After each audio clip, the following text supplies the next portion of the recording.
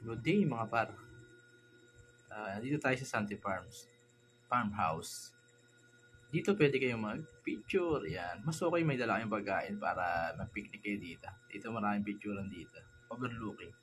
Tabi lang to ng windmill. Yan. Bali, mula Caloocan hanggang dito, 3 hours. Makapunta ka na sa windmill. Yan. Ganda ng view dito. Ayun yung windmill, oh. Sulit na sulit. Payo ko lang, pag pupunta kayo dito, dala kayo ng food o kaya ano, pwede kayo mag-picnic sa taas, dalawa kayo magjowa. Yan, sulit na sulit, no? Dami namamasyal dito. Yan, pwede kayo kumain dyan. Sulit na sulit yung view, lasang hangin. Bali yung parking dito, 100, pag dalawa na kayo. Kasama na yung parking ng motor. Pwede na kayo mag-picture-picture dito. Yan. So, okay magdala kayo ng pagkain dito, pwede kayo mag-picnic sa taas. Sulit, oh.